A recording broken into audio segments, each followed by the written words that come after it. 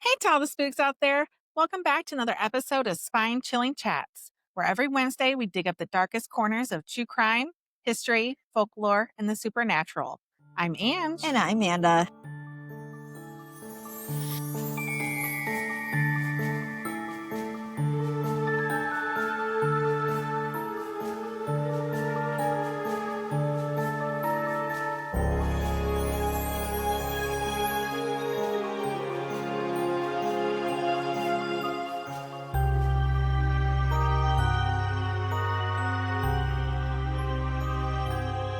Okay, so we're in Connecticut.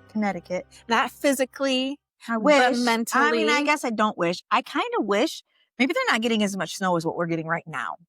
They get a lot of snow, but right now we're getting hammered with snow. Yeah, we just got, I don't know like, if Connecticut what, is. 8 inches?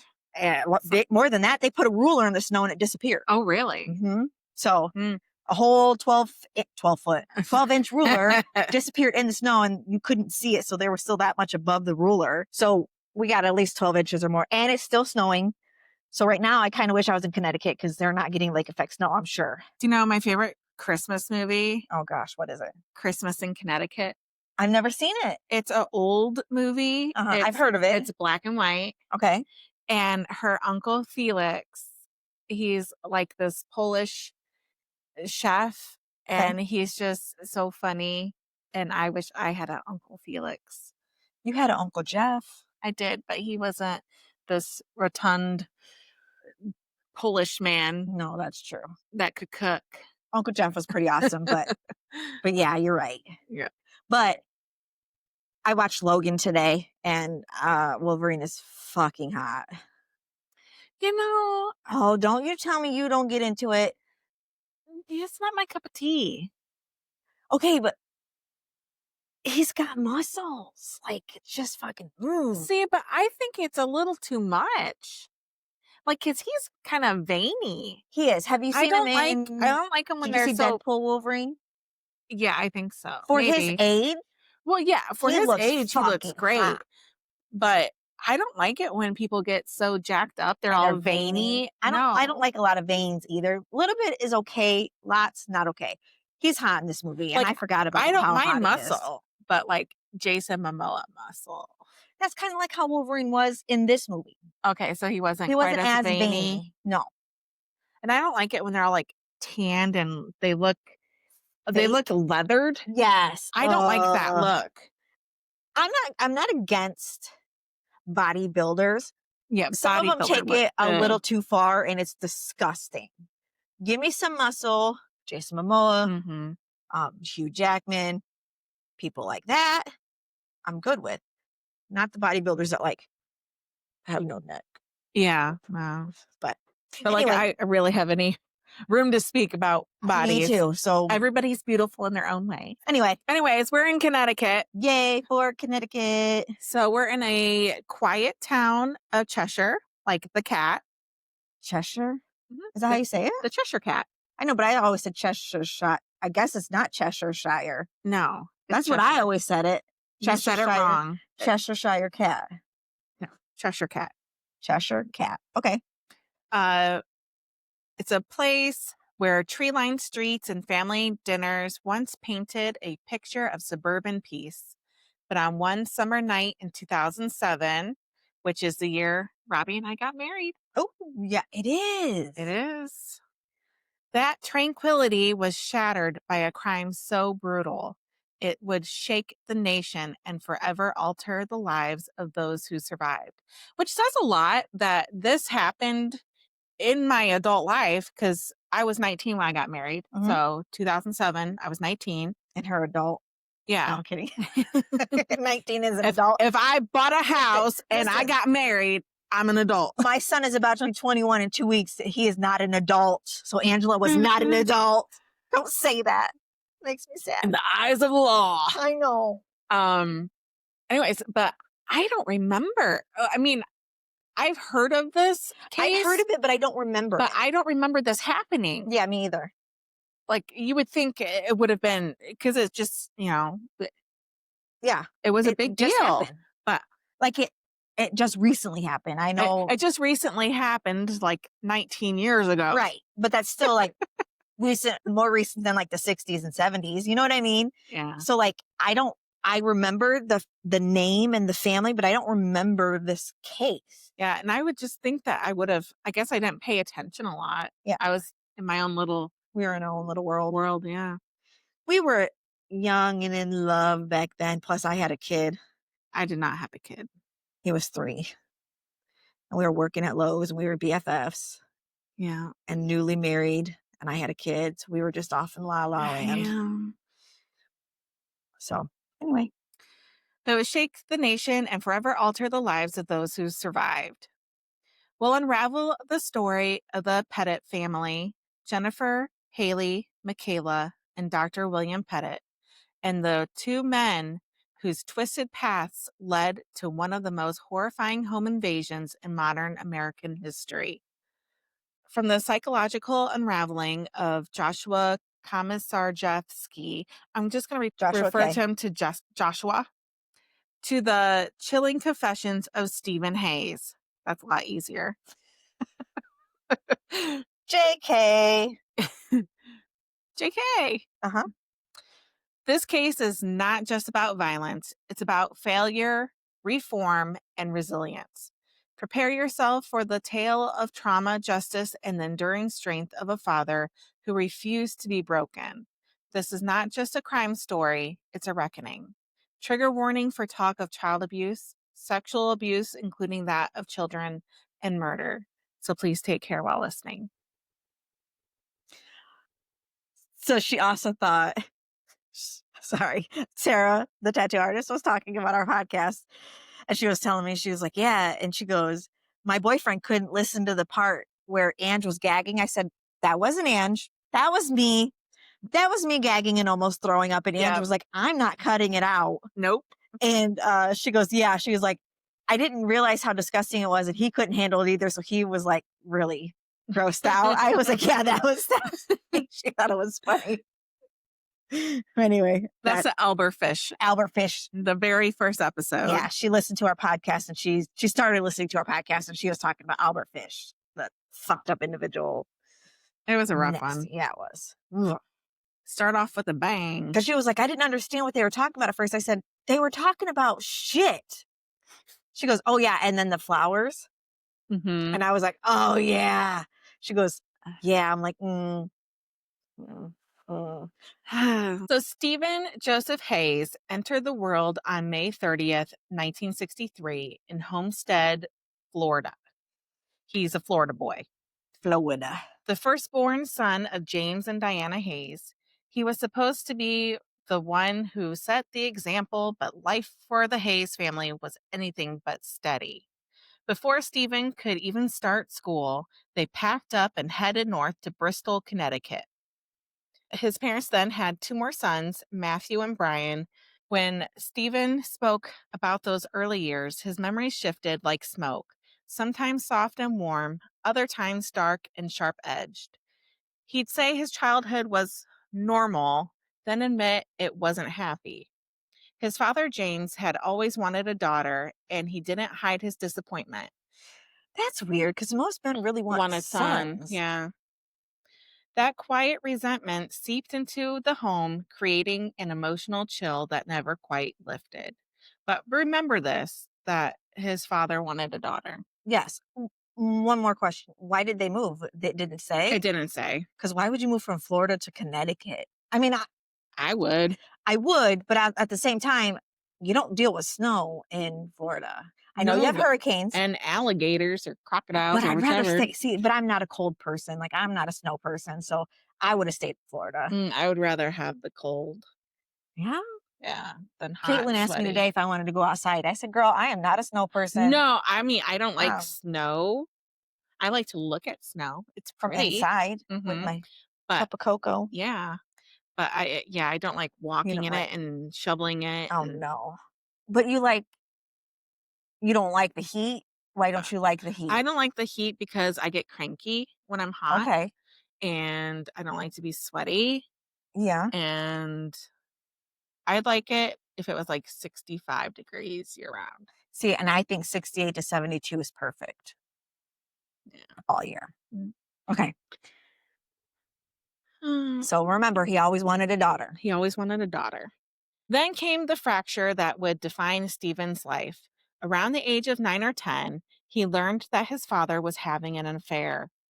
James packed up and left for New Jersey, leaving Diana alone with 3 young boys and very little money. She cleaned houses to keep food on the table, moving the family from one Connecticut town to the next: Southington, Winstead, New Hartford, Canton, Torrington, always chasing the stability that never came. Stephen would later say that after his dad left, nothing good happened anymore. He began to rebel, drinking, stealing, testing boundaries. By his early teens, he thought maybe living with his father in New Jersey would straighten him out. But after getting into trouble again, his father sent him back to Connecticut. That was the last real connection they ever had. His younger brother Matthew stayed behind with their dad, and the two drifted apart for good. Brian grew up with their mother, but Stephen's years in and out of prison strained that bond as well. Only his mother Diana kept showing up. She gave him places to stay after each release, helped him start over, and defended him long after most people would have walked away. Okay. Would you do that for Rory? Absolutely. Me too. But I would also make sure she understood that there are consequences. I mean, I wouldn't just bail her out. See, a You lot know, of if people, you're living in my house, there are going to be rules that you have to right, follow. right. Like, you're not going to be drinking, you're not going to be stealing, or I'm sorry, you're not going to have a place to stay. See, and that's some people are just like, you would take him back after he, how many times is it going to Well, you know what? When people are down on their luck, they need somebody to believe in them. And he's my kid. Now, I'm not condoning that behavior. And I won't say, like you, there are going to be rules and consequences. So if you are going to continue down that path, you're not going to live here. However, if you're getting out of prison or you're getting out of jail and you need somewhere to stay, maybe temporarily, I'll take you back. I would also make a stipulation that while you're with me in my home, you're going to be going to some sort of counseling, Yeah. therapy, because obviously there's something you need to work on Right. Yeah. within yourself since jail's not working. Right. Stephen once called her his greatest enabler, Oh, which, yeah, yeah. I guess see yeah. that Diana that's wasn't without her own pain. She drank heavily, sometimes cruelly, but Stephen never blamed her. He saw her drinking as a reflection of her disappointment in him, not in herself. So, yeah, that sounds like a whole family that needs therapy. they all yeah, family counseling for sure. When Stephen was 17, he met Rosalie. That's my grandmother's name. Is it My mom's mom, Rosalie? Rosalie. Rosalie Rabarchuk. My mom's name is Rosabra, but they call her Rosa, not Rosalie. But I like that name. I do too. The niece of a neighbor in Winstead, and it was the kind of young love that felt destined, even if it wasn't meant to last. They spent years together, on and off, through prison sentences and parole attempts. They had 2 children, Stephen Jr. in 1990 and Alicia in 1992. And Alicia is my sister's name. Rosalie described him as playful and loving when he was home, a man who adored his kids. But those moments were fleeting. Addiction and incarceration always took him away again. School never came easy to Stephen. Teachers described him as hyperactive, immature, and constantly in trouble. By second grade, he was in special education, struggling to focus. His grades hovered between C's and D's, and he never found his place. He dropped out before finishing high school, earning his GED at 18 while in prison. Despite everything, Stephen, At least he got his GED. yeah, I mean, So that's something. yeah. Okay. Despite everything, Stephen wasn't like behind bars. He took every training program he could: food service, woodworking, truck driving. On the outside, he worked a series of odd jobs: waiter, landscaper, mechanic, but nothing stuck. Every bit of progress was erased by relapse. Stephen's downward spiral began early. His first drink came around age 9 or 10, a stolen beer shared with a friend. Marijuana followed soon after, then harder drugs. By 12, he was stealing to fund his habits. By his 20s, drugs were the only constant in his life. He'd later say that crack cocaine was his real undoing, a force that consumed him completely. The guilt from the life he lost to addiction haunted him. He remembered sitting in a car, high, while his young daughter called for him to watch her do a gymnastics trick. Another time, he couldn't bring himself to visit a dying friend, too deep into a binge to face anyone. Those moments carved holes in him that no drug could fill. He tried to change. Over and over, he tried. 12-step programs, counseling, rehab, all of it worked while he was locked up, where the walls kept temptation away. That's not always true though, because somehow people get Get drugs drugs in. into prison. Yeah. Yeah. A 2004 report even said he was serious about his recovery, but once he was free, it never lasted. He relapsed, violated parole, go back inside, and start the cycle all over again. In 2001, after years of chaos, he stayed clean for nearly 2 years, his longest stretch of sobriety. For a brief moment, he seemed like maybe Stephen Hayes could finally outrun his demons. But by 2003, the familiar pull of addiction dragged him back under. Every time he fell, he knew exactly what was happening. "I want to stay clean and out of jail," he once wrote. "I need someone to tell me what to do." But no one could save him from himself. Stephen Hayes' story is one of longing for family, for belonging, for peace. A life marked by instability, by choices that kept steering him off course. From the boy who couldn't sit still in second grade to the man chasing sobriety behind bars, his story is a slow unraveling of someone who wanted better but couldn't break free from the ghosts of his past. Joshua Andrew Komisarjevsky entered the world under difficult circumstances on August 10th, 1980. So he's a bit younger than Stephen. When was Stephen born? In 63. 63. Damn. Okay. But still, that is quite an age Yeah. difference. Born to a teenage mother and a young mechanic, he was adopted as an infant by Benedict and Jude Komisarjevsky, a couple rooted in a devout evangelical faith.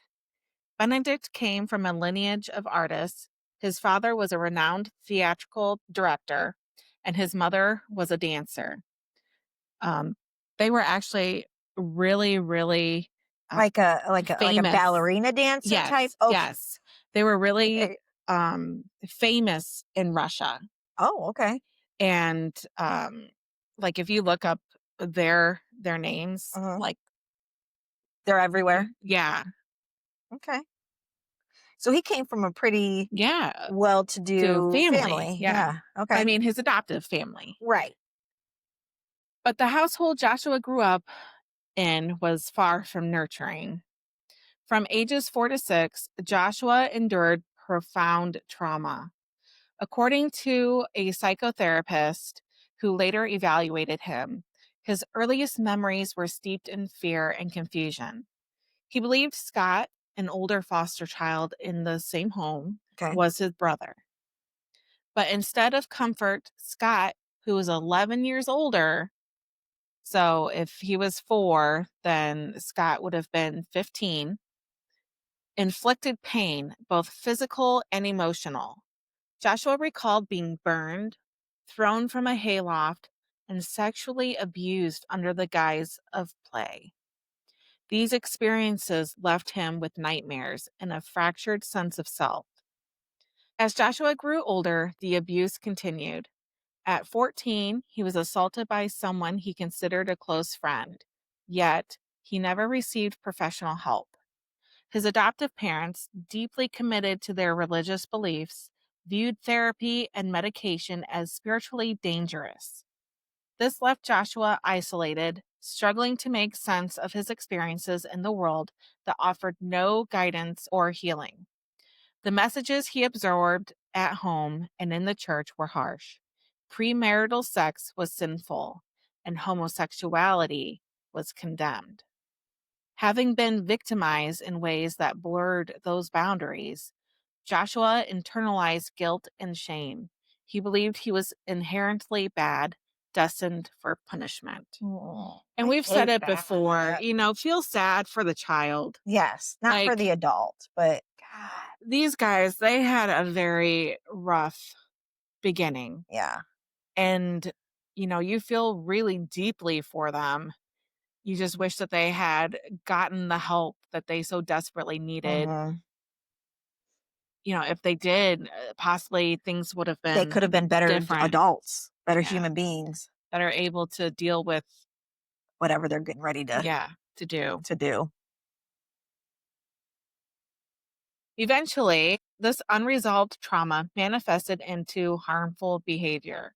He began reenacting elements of the abuse, including inappropriate conduct toward his younger sister. She later testified that he would enter her room and simulate sexual acts, though without penetration. These actions, according to experts, are tragically common among victims of early sexual abuse. So, they are experiencing these sexual acts and they don't know how to deal with it. So they imitate it with Onto somebody other else. Yeah. people. Yeah. It's as a way of trying to make sense of what's happening to Right. And themselves. to them, like, it's traumatizing, but at that age, they don't realize that it's wrong. Or they do know it's wrong, They do, but but they don't know what to do and he about it. probably knows that it's wrong because Of they this the religion. religion Yeah. instilled it in him over and over and over again. Joshua's descent into criminality began in adolescence. At 14, he committed his first burglary. By 2002, he had been arrested for 18 home invasions. His defense attorney noted that Joshua could recount each break in with chilling precision. So, like, he could say, I took this $20 bill from this house and their wallet was in the fifth drawer down. Yeah, that's Their insane. pants were on the bedpost here, That's like most serial killers recount. Let's say Sam Little, who had what, over 100, something like that, yeah. um, And and he he could can recount draw their faces, at each one. every, yeah, in detail how he killed them, where he killed them, how old they were, what they look like, what they were wearing. It's Mhm. crazy what these minds can do. Yeah. It's insane. It's scary. Just wait. He admitted to lingering in the bedrooms of sleeping residents, Oh, listening to them breathe, drawn to the thrill of violating their sense of safety. And he would wear night vision goggles, and mm-mm. that's how he would get through the house. And he also actually burglarized a state trooper's house And didn't get and caught. didn't get caught. Wow. Yeah. So it's really, could you imagine waking up and there's this guy In your room. wearing night vision goggles? Well, I mean, I kind of did. Well, it was a ghost It though. was a ghost, but it's still freaky as fuck. And mine was just the demon in the corner. Convicted of multiple counts of burglary, Joshua was sentenced to 9 years in prison. The judge described him as a cold and calculated predator. Yet in 2007, he was released on parole due to a bureaucratic oversight. The parole board was unaware of the full scope of his criminal history and psychological profile. He was placed in a halfway house where he met Stephen Hayes, another man with a troubled past. Their meeting would later lead to one of the most horrific crimes in Connecticut's history. So With burglary in Connecticut, there's a maximum sentence of 10 years for each count, and he had 18 counts of And burglary. only got 9 years Mhm. total. Yeah. See, again, somebody who needs to be locked up. And he got out early. He got early release on Yeah. parole. So he Like, didn't even serve 9 years. and He should have been in then they there go for on, life. to do more horrific things because the fucking System system failed. failed. Yeah. Mhm. On a quiet Sunday evening in July 2007, I got married in July of 2007. You ooh, Jennifer, but not on a Sunday. no. On a quiet Sunday evening in July 2007, Jennifer Hawk Pettit and her youngest daughter, Michaela, made a routine trip to the local stop and shop in Cheshire, Connecticut. Michaela, just 11 years old, had planned a special dinner for her family and was excited to pick out ingredients with her mother. Unbeknownst to them, their outing caught the attention of Joshua Komisarjevsky, who would later follow them home. That same evening, Joshua exchanged a series of text messages with Stephen Hayes, his accomplice.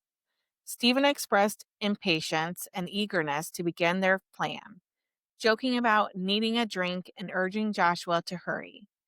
Joshua replied that he was putting his own child to bed, telling Stephen to hold your horses. Stephen responded with a chilling message: Dude, the horses want to get loose, lol. According to later confessions, the two men had intended to burglarize the Pettit home under cover of darkness, leaving the family restrained but unharmed. What followed was a devastating departure from that plan. In the early hours on July 23rd, they arrived at the Pettit residence. William Pettit, the husband of Jennifer and father of Michaela, was asleep in the sunroom. Joshua entered through an unlocked basement door Lock your doors, people. and found a baseball bat. He used it to bludgeon William, striking him multiple times before binding his wrists and ankles with zip ties and rope. One of the men reportedly warned the other, if he moves, put 2 bullets in him. Jennifer and her daughters, Haley and Michaela, were then tied to their beds in separate rooms, pillowcases placed over their heads. With the family restrained, the intruders searched the house for cash. Unsatisfied with what they found, they discovered a checkbook indicating a substantial line of credit. They settled on stealing $15,000. Surveillance footage later showed Stephen purchasing gasoline at a nearby station using cans taken from the Pettit home. He then forced Jennifer to accompany him to the bank where she withdrew the money. So they broke in what they think around 3 o'clock in the morning. And then at 9 o'clock that same morning, Okay. they're going to the bank to Okay. withdraw this money. Jennifer alerted the bank teller that her family was being held hostage. The bank manager discreetly contacted police, who began setting up a perimeter around the house without revealing their presence. Inside, the situation escalated. Joshua sexually assaulted 11-year-old Michaela, an act he later admitted to during interrogation.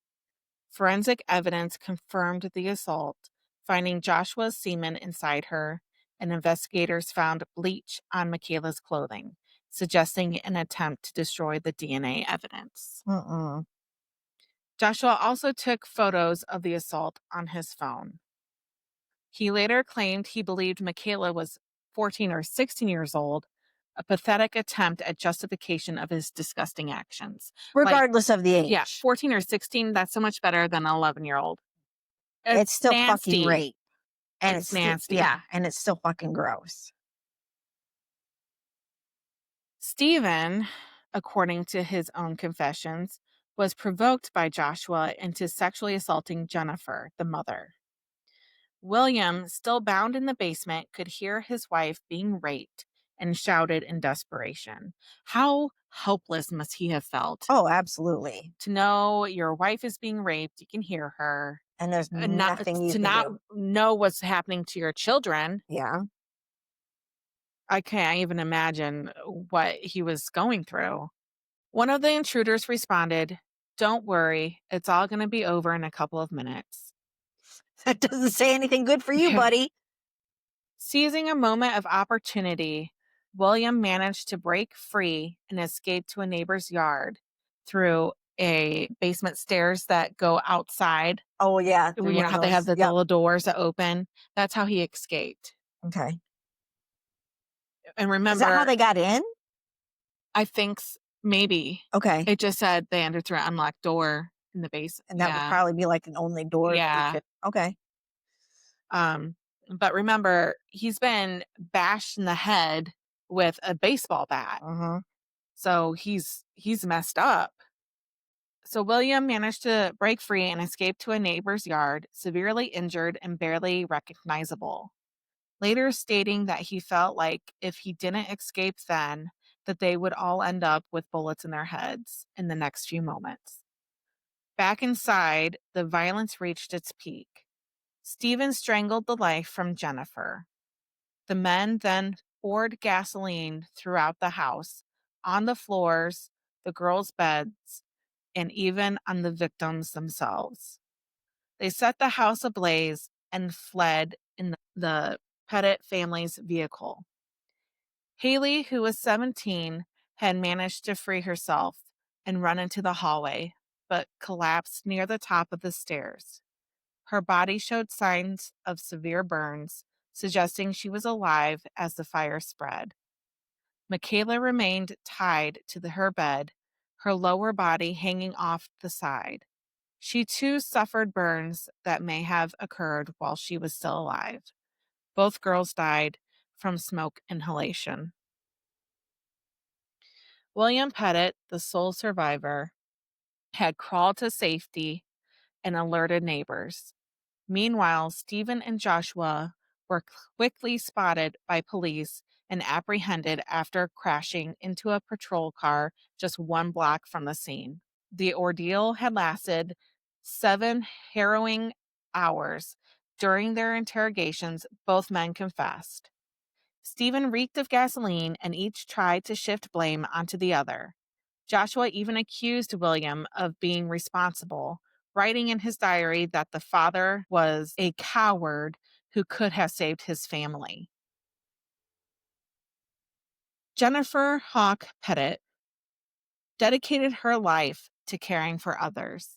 As a nurse and co director of the Health Center at Cheshire Academy, a private boarding school in Connecticut, she was known for her warmth and professionalism. Her journey in medicine began in 1985 at the Children's Hospital of Pittsburgh, where she met William Pettit, then a third-year medical student. Their shared commitment to healing brought them together, and they married later that same year. Their eldest daughter, Haley, was a standout student and athlete at Miss Porter's school. She excelled in cross country, basketball, and crew, and consistently earned high academic honors. Her leadership was recognized when she was elected head of the school's athletic association. Haley's compassion extended beyond campus. She was deeply involved in fundraising for multiple sclerosis research, inspired by her mother's diagnosis. She led a walk MS team named Haley's Hope and had plans to study medicine at Dartmouth College. Michaela, the younger of the two daughters, attended Chase Collegiate School. Bright and nurturing, she often cooked meals for her family and had prepared dinner that night before tragedy struck. With Haley preparing to leave for college, Michaela hoped to continue her sister's advocacy work, renaming the fundraising team Michaela's Miracle. William Pettit, the family's father and sole survivor of the horrific home invasion, was a respected endocrinologist in Plainville and served as medical director at the Joslin Diabetes Center, affiliated with Connecticut's Central Hospital. Though he managed to escape the attackers by crawling out of the basement, the trauma left deep scars He chose not to return to clinical practice, instead, dedicating his energy to charitable foundations, honoring his wife and daughters. In the years that followed, William considered entering national politics, but ultimately shifted his focus to state level service. He successfully ran for a seat in the Connecticut General Assembly, continuing his commitment to public service and advocacy. Stephen Hayes' trial commenced on September 13th, 2010, drawing a jury of 12, 7 women and 5 men. His defense team argued that Joshua Komisarjevsky had orchestrated the home invasion and was responsible for escalating the violence at every critical juncture.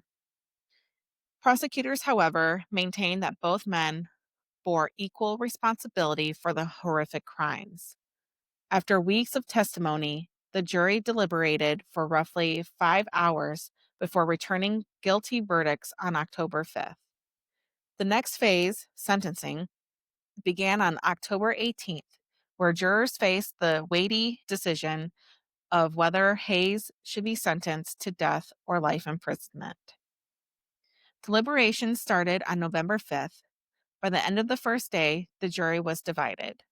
Defense attorney Thomas Ullman made a passionate appeal suggesting that life in prison could be more severe punishment than execution. See, I feel like that's a topic for debate. Yeah. I could see it both ways, but you know me, fucking kill him. You He killed ar- people, kill him. He argued that Hayes was tormented by guilt and would suffer in isolation, saying, "If you want to end his misery, put him to death. If you want him to suffer and carry that burden forever, sentence him to life without the possibility of release." They also made an argument that by doing the death sentence, Mhm. they have their appeal process, Mhm. which takes years. And then there's always the waiting for them to actually be sentenced to death. Mhm. And that, it doesn't allow the family to move on. No, well, in that case, they are sitting there suffering the consequences of their actions. So they are suffering, and then they get put to death. Period. Like they best of both worlds. However, I feel like if they don't get sentenced to death and they're sitting there in misery, yeah, he's sitting there in misery. But you know how much things. I don't want to say this in a positive way because I don't know 100%. But watching like the jail shows and the prison Hmm. shows, how much perks they get. You know what I mean? Like they still get TV, they still get access to internet, they still get the library, they still get college degrees, GEDs, like jobs where they can make money to get commissary stuff. Like, well, yeah, they have to think about it and they're in prison, but they still live a semi-normal life. You know Yeah. what I mean? Hmm. No, they don't deserve that. Put them to death. On November 8th, the jury returned with a unanimous recommendation: death. Hayes was sentenced to die for each of the 6 capital felony counts he was convicted of. Jurors later explained that their extended deliberations were a reflection of the gravity of the decision. They wanted to ensure every piece of evidence was carefully considered. And with this, okay, they confessed. Mm-hmm. You have a survivor that can give eyewitness. Mm-hmm. So it's not like there's any chance that you have the wrong people. Because Right. I understand a lot of people, that's their argument for not wanting the death And that's why they sentence, appeal. because, how many Wrongfully innocent people accused. have they put to death, Right. which I I know it get that, but happens. you have evidence. You have, like you said, you have evidence. You have witnesses. Like they They confessed. confessed. How much more They were driving the Pettit's reassurance do family you need? car Yeah, when they crashed into a police officer. right. You know, it was them. Prior to trial, Hayes had attempted to negotiate a plea deal for life imprisonment, but prosecutors opted to pursue the death penalty.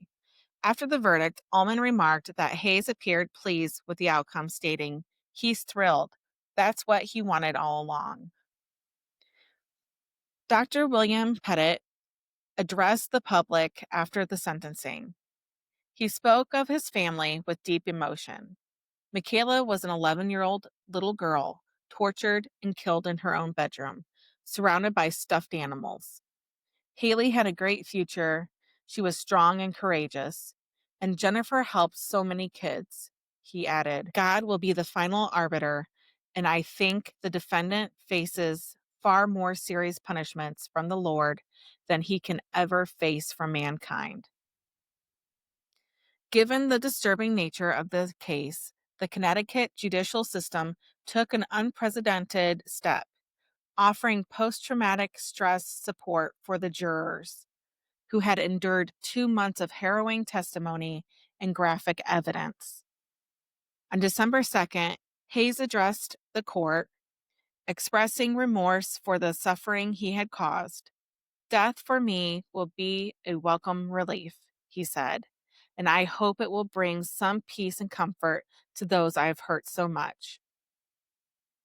Judge John Blue formally imposed 6 death sentences, one for each capital charge, and added 106 years for additional crimes, including kidnapping, burglary, and assault. He concluded with a solemn statement. This is a terrible sentence, but in truth, a sentence you wrote for yourself in flames. May God have mercy on your soul. An execution date of May 27, 2011 was set, though Judge Blue acknowledged it was symbolic. Appeals could delay the sentence for decades. Ultimately, Stephen's death sentence was commuted to life imprisonment in August of 2015, when Connecticut abolished capital punishment. Right. I feel like this is just my feelings. I understand that they abolished the capital punishment of the death penalty. But if you're already on death row, kill those people and then just don't kill anybody going Yeah. forward. Yeah. That's just my logic of thinking. Yeah. You're already sentenced to death. Fucking just kill them. Just don't sentence people to death Yeah. going Anymore. forward. Yeah. To this day, I don't know why it happened. I just wanted money. That's all I was looking for, Stephen Hayes said in an hour-long jailhouse interview with the New Haven Register.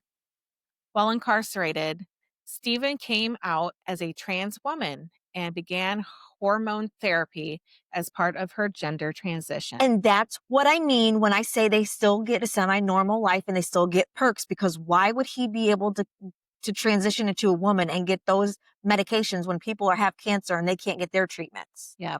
But he can get hormone therapy. People who have diabetes can't get their medicine. insulin. Yeah. But he can get hormone therapy. Like, that Yeah. is bullshit. Yeah, I agree. In an interview in October 2019, she said she had been diagnosed with gender identity disorder at 16, but never treated. By 2025, she had changed her legal name from Linda Hayes to Linda May Lee. So she became the daughter her father wanted. Oh, yeah. Okay. Joshua's legal team proposed a plea deal. He would admit guilt in exchange for a life sentence. Prosecutors, however, rejected the offer, determined to pursue the death penalty. His trial began on September 19, 2011, with defense attorneys painting him as a vulnerable and impressionable figure manipulated by Stephen Hayes, whom they portrayed as the true architect of the crime. They argued that Joshua never intended for anyone to die. After weeks of testimony and deliberation, the jury returned a guilty verdict on October 13th. Then, on December 9th, they recommended the ultimate punishment, death. During sentencing, Judge John Blue addressed Joshua directly, stating, "This is a terrible sentence, but it's one you wrote with yourself, with deeds of unimaginable horror and savagery."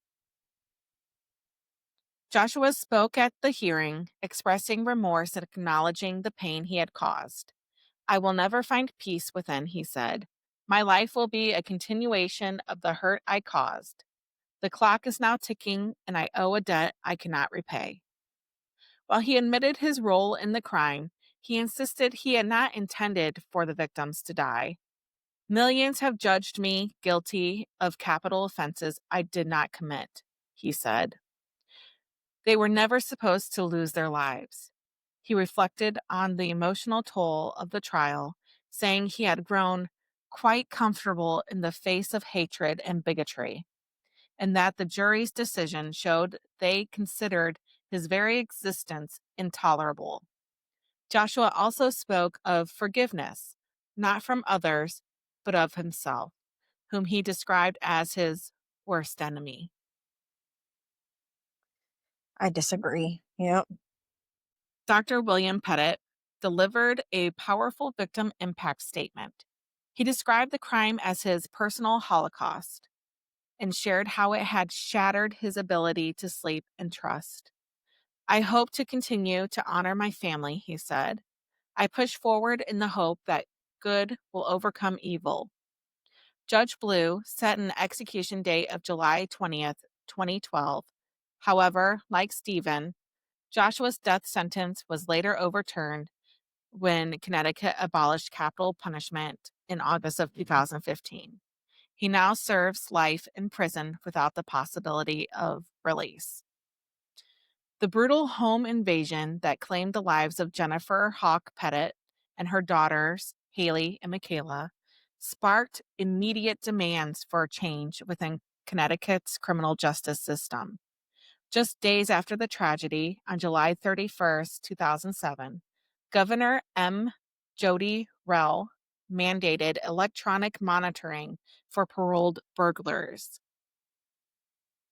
By September 21st, she had expanded the response, halting parole for violent offenders and initiating a comprehensive review of those already released.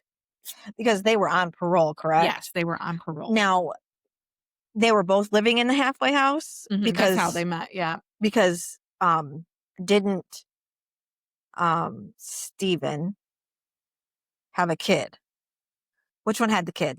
They both had children. Well, one was tucking their kid Yeah, in. that was Joshua. Joshua was tucking, but he lived at a halfway house. So he was just visiting his daughter, probably? Probably. Okay. I don't know. It didn't clarify Okay. that. Or maybe they had met in the halfway house and by that point he was out. Maybe. Okay. But I just wanted to make sure they were still on It parole. didn't clarify how long they were in the halfway house together. Okay. Governor Rell continued to push for reform, calling a special legislative session to strengthen crime laws.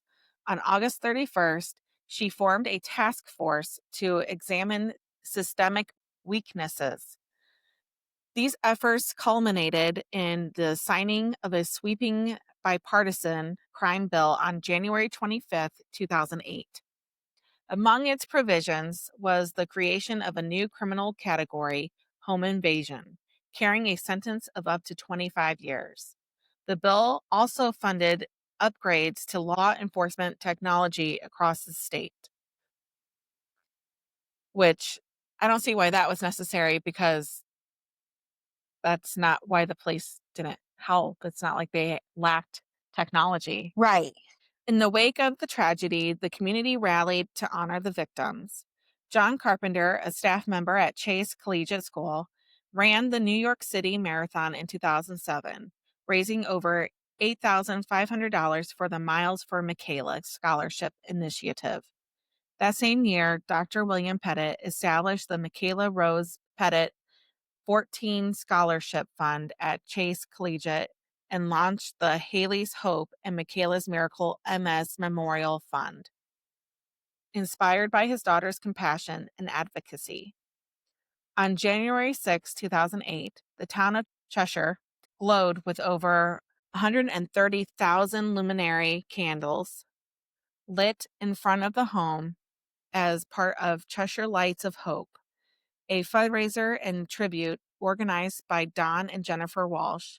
The event raised more than $100,000 for the memorial funds honoring Haley and Michaela. That's awesome. The story of the Pettit family and the devastating crime received national attention.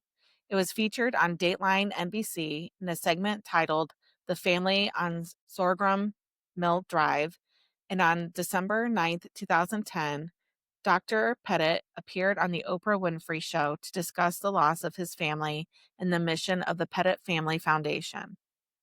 In time, William Pettit found love again.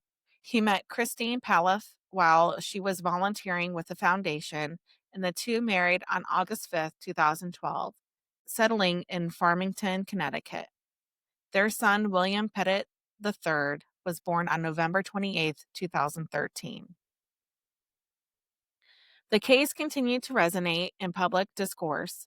HBO aired The Cheshire Murders, a documentary by David Hilbronner, on July 22nd, 2013.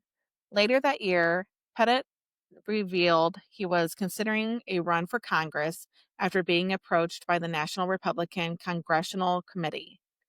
Though he ultimately declined, he entered state politics in 2016, successfully winning a seat in Connecticut's 22nd House District and serving until January of 2023. In August of 2015, when the Connecticut Supreme Court abolished the death penalty, William Pettit voiced strong opposition. He argued that the court had overstepped its authority and urged greater sensitivity to the emotional toll such decisions have on victims' families. Jennifer's sister, Cindy Hawk Wren, echoed his sentiments, telling NBC News she was deeply disheartened by the ruling. And she also did a few interviews, Okay. Jennifer's sister. One of the interviews, she was talking about how disappointed in the place she was. Like they didn't give any information to the family about what actually happened, the timeline of things. So they were forced to attend the trial to hear what happened to their family members. Oh, So I wonder why. they had to see the crime pictures. They had to hear their confessions in detail about what they did to And their that was family the first they were members. hearing of it. Yes. So that's just a shock in itself. Yes.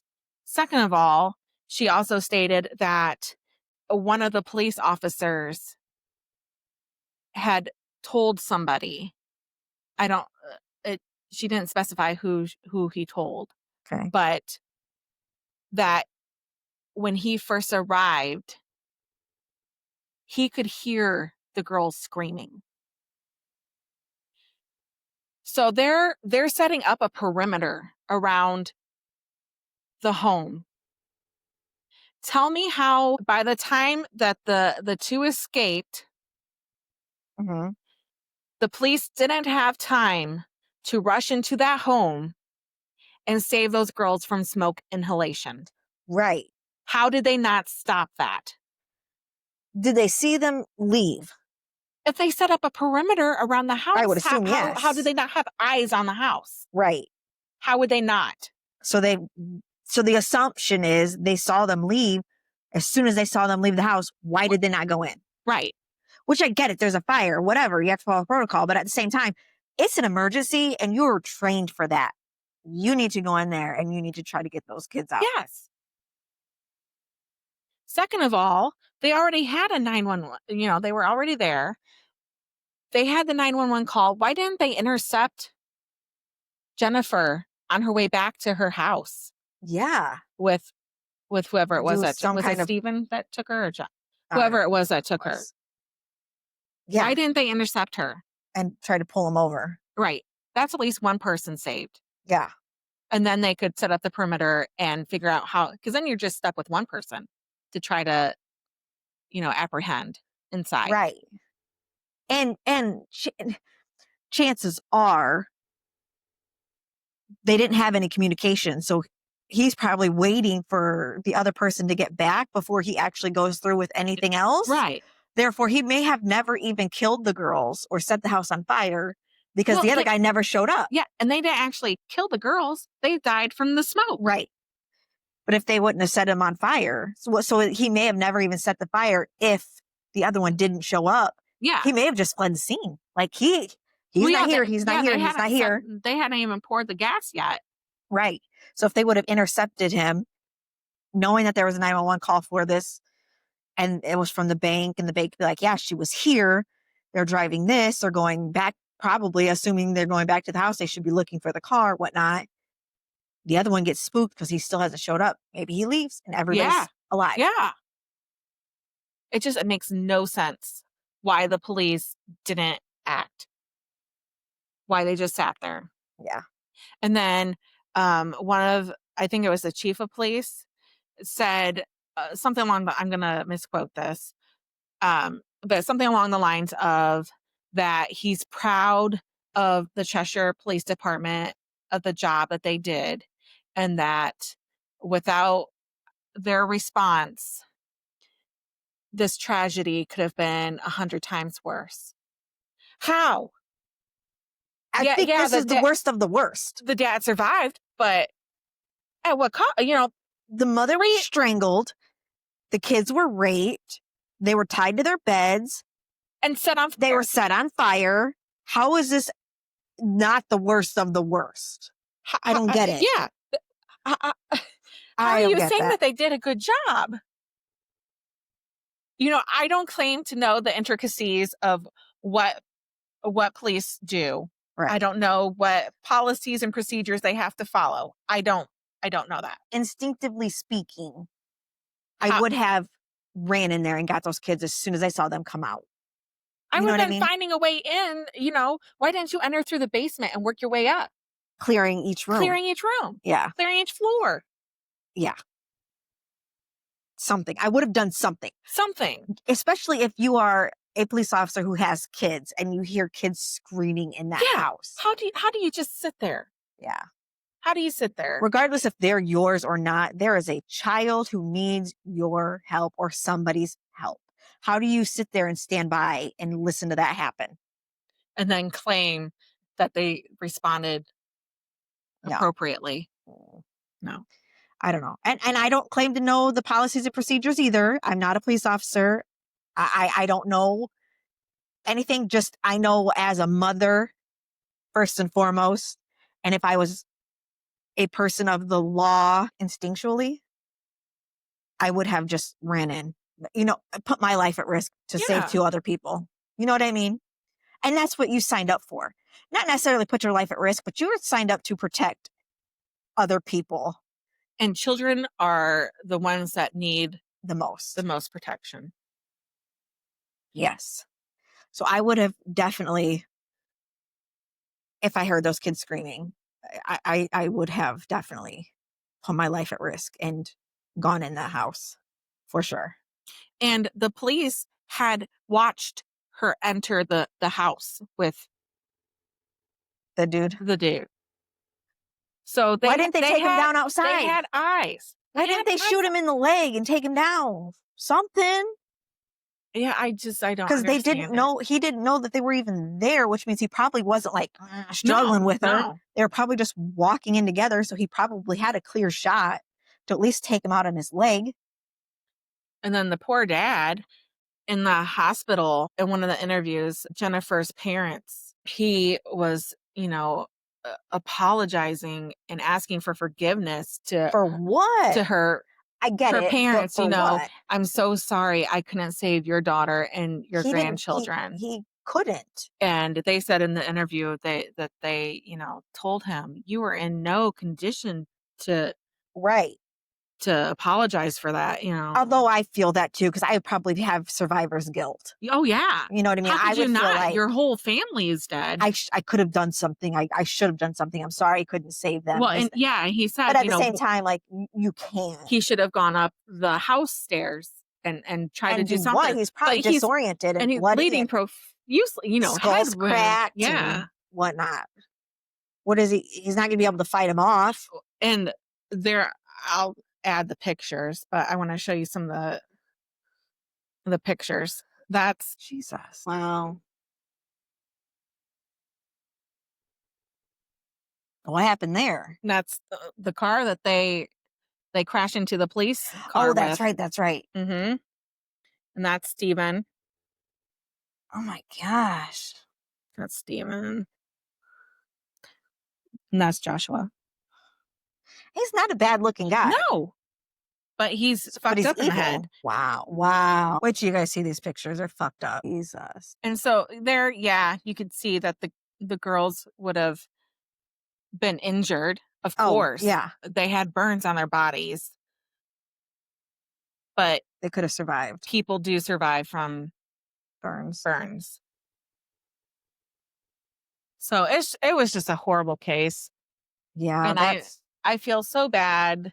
I'm glad that William was able to find love again, and he was able to have another child. I know it in no way will replaces replace Haley and Michaela and or Jennifer. Jennifer, but at It's least comfort. at least he's got someone and he's not alone. Yes. Because I would think it'd be so easy to just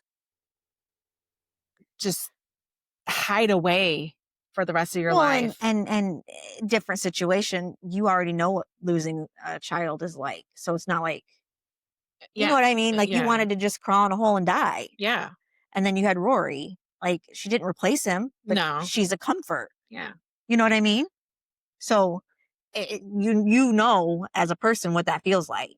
And so for him to find somebody and have another baby, there's no way replacing anybody, but it's a comfort knowing that he's got somebody there to help him and he's not alone. Yeah.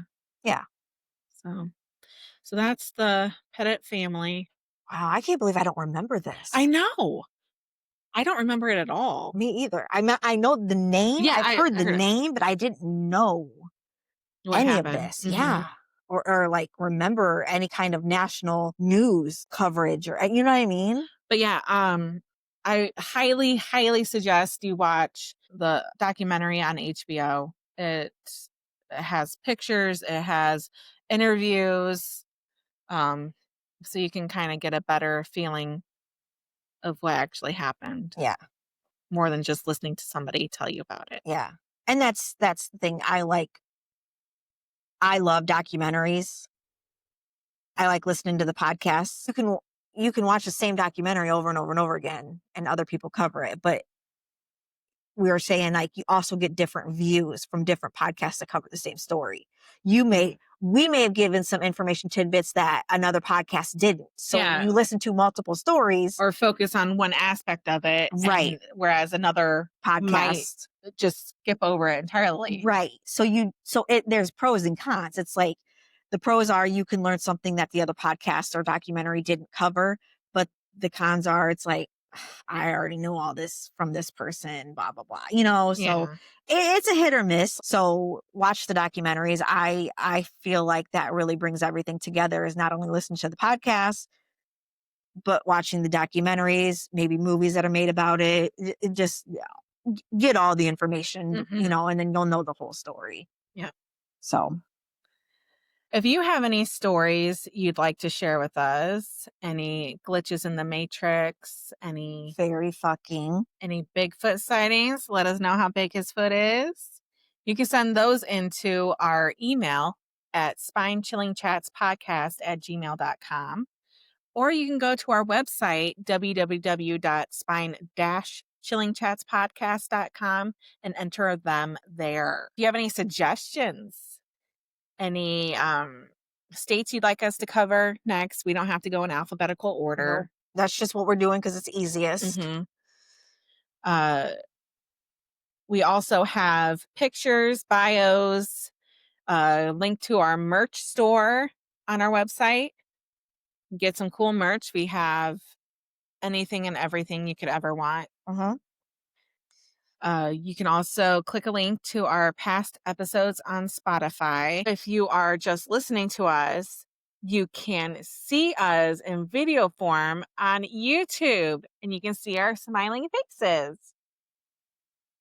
Instagram, Facebook, TikTok, all the things. Yep, check us out.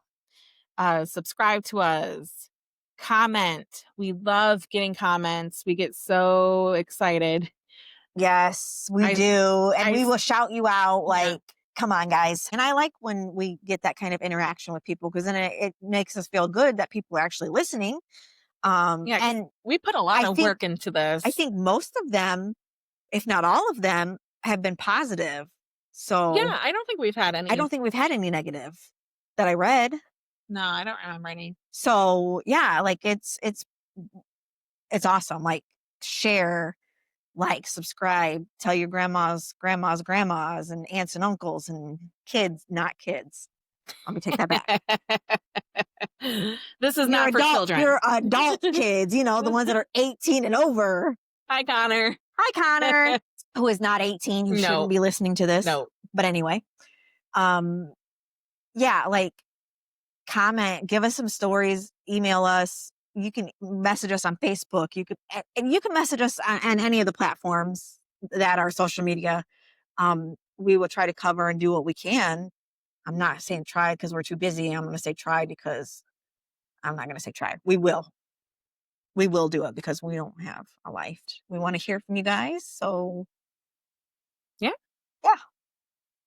Well, we hope you enjoyed this. We hope you come back. And most of all, we hope you Keep it spooky. Bye, guys. Bye.